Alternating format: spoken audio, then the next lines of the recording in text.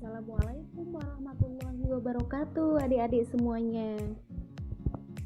Kembali lagi dengan saya Ibu Siva. Pada pertemuan kali ini, Ibu akan membacakan sekaligus menceritakan kisah tauladan yang sangat inspiratif untuk adik-adik semua. Sebelumnya, adik-adik sudah pernah mendengarkan cerita tauladan inspiratif belum? Nah, kebetulan cerita Ibu kali ini sangat menarik dan juga mudah difahami. Mudah-mudahan adik-adik semua bisa mengambil hikmah dari cerita ini. Judulnya yaitu Kisah Yusuf di Dalam Sumur. Adik-adik cukup mendengarkan dan juga menyimak saja ya, karena Ibu yang akan membacakan dari awal sampai akhir. Selamat menyaksikan. Nabi Yusuf adalah anak ke-11 dari 12 bersaudara. Ayahnya seorang nabi bernama Nabi Yakub. Nabi Yusuf punya satu orang adik yang diberi nama Bunyamin. Nabi Yusuf sejak kecil banyak disenangi orang karena selain tampan, juga baik dan juga cerdas. Beliau juga suka membantu orang-orang yang kesusahan. Ibunda Nabi Yusuf bernama Rahil. Beliau adalah ibu yang sangat cantik, baik, solihah, dan patuh pada suaminya. Beliau sangat mencintai Nabi Yusuf, adiknya, dan anak-anak yang lain. Sayang sekali, Bunda Rahil tidak bisa berlama-lama menemani Nabi Yusuf dan saudara-saudaranya. Beliau wafat dalam usia muda. Nabi Yusuf tinggal di sebuah desa kecil di negeri Palestina. Dahulu tempat tersebut sangat terpencil dan jauh dari keramaian. Suasananya sangat damai dan tentram. Setiap hari keluarga Nabi Yakub mengembalakan domba. Menggembalakannya jangan jauh-jauh ya nak, pesan Nabi Yakub setiap kali anak-anaknya mengembalakan domba. Mereka mengembalakan domba secara bergantian. Domba-domba Nabi Yakub sangat banyak dan sehat-sehat karena mereka cukup makan dan minum sehingga berkembang biak dengan baik. Pada suatu kali, Yusuf terbangun dari tidurnya. Yusuf bermimpi yang sangat aneh. Yusuf lantas membangunkan ayahnya. "Ada apa, sayang?" tanya Nabi Yakub. "Maaf ayah, aku mengganggu tidur ayah. Tapi aku tidak bisa menunda besok untuk menceritakan mimpiku," kata Yusuf kecil. Nabi Yakub mengangguk, lalu meminta Yusuf mendekat dan duduk di pangkuannya. "Kamu mimpi apa, nak?" tanya Nabi Yakub kemudian. "Aku mimpi melihat 11 bintang, matahari dan bulan sedang bersujud kepadaku," jawab Yusuf. "Subhanallah, ini memang bukan mimpi biasa. Ini mimpi yang sangat luar biasa." Nabi Yakub segera merangkul Yusuf dengan penuh rasa senang dan haru. "Ya Allah, inikah petunjuk yang telah Engkau berikan padaku, petunjuk akan lahirnya Nabi baru sebagai penerusku," gumamnya dalam hati. "Ayah, apa maksud dari mimpiku?" tanya Nabi Yusuf, membuyarkan keharuan Nabi Yakub. Nabi Yakub menarik nafas dengan pelan. "Ayah akan menafsirkan mimpimu, tapi kamu harus berjanji tidak akan menceritakan mimpi itu kepada siapapun," kata Nabi Yakub. Kemudian, "Ya, aku berjanji ayah.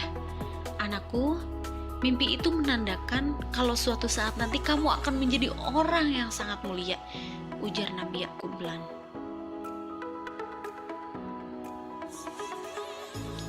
Sejak saat itu, Nabi Yakub sangat hati-hati sekali menjaga Yusuf. Beliau tidak mau terjadi hal-hal yang tidak baik. Bahkan sekarang Yusuf tidak diperbolehkan mengembala domba. "Kenapa ayah melarang Yusuf mengembala?" tanya salah satu kakak Yusuf. "Yusuf masih terlalu kecil, nak. Jadi biar kalian saja yang mengembala ya," jawab Nabi Yakub. Tanpa bermaksud berbohong, perlakuan Nabi Yakub terhadap Yusuf ternyata menimbulkan kebencian pada diri kakak-kakak Yusuf. Mereka membenci sekali terhadap Yusuf. Mereka pikir ayah mereka sangat pilih kasih. Pertemuan rahasia itu berlangsung cukup lama. Ada yang setuju untuk membunuh Nabi Yusuf, ada yang tidak setuju, dan ada pula yang tidak berpendapat apapun. Begini saja, Kak. kata salah seorang Nabi Yusuf. Bagaimana kalau kita buang Yusuf ke dalam sumur tua di tepi jalan sana? Kita tidak perlu membunuhnya, katanya lagi. Semua terdiam mendengar usulan tersebut. Nah, nanti kita lumuri baju Yusuf dengan darah domba. Bilang saja, Yusuf mati karena diterkam serigala. Kata kakak Nabi Yusuf melanjutkan setelah mempertimbangkan masak-masak. Akhirnya mereka berbagi tugas supaya rencana tersebut berhasil. Beberapa hari kemudian, salah seorang kakak Nabi Yusuf menemui Nabi Yakub yang sedang duduk sendirian.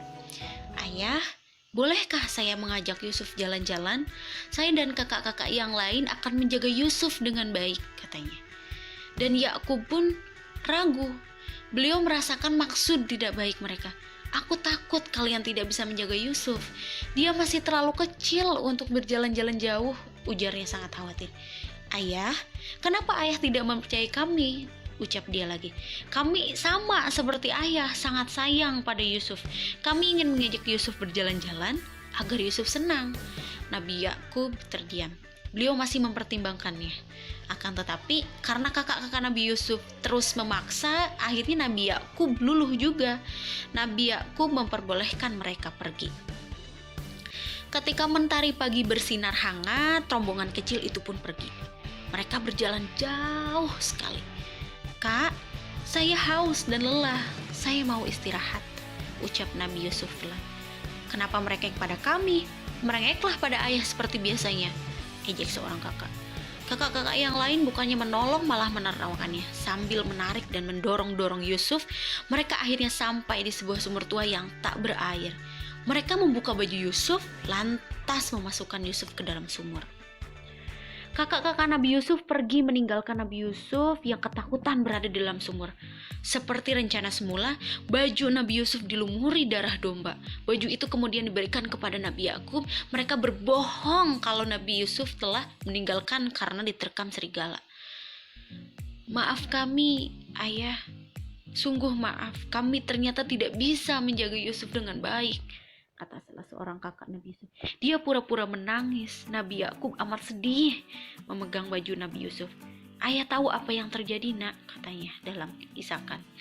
Kalian pikir perbuatan kalian itu baik, kata Nabi Yakub kepada anak-anak Nabi Yusuf. Ayah hanya bersabar, biar Allah saja yang nanti yang akan menolong kamu, nak.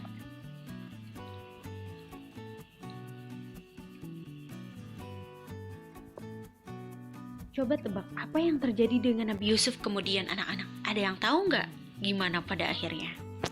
Lanjut ya. Pada saat Nabi Yusuf ketakutan dan kedinginan, tiba-tiba mendengar segerombolan pedagang. Mereka beristirahat di dekat sumur tua. Mereka kemudian menurunkan timba untuk mengambil air.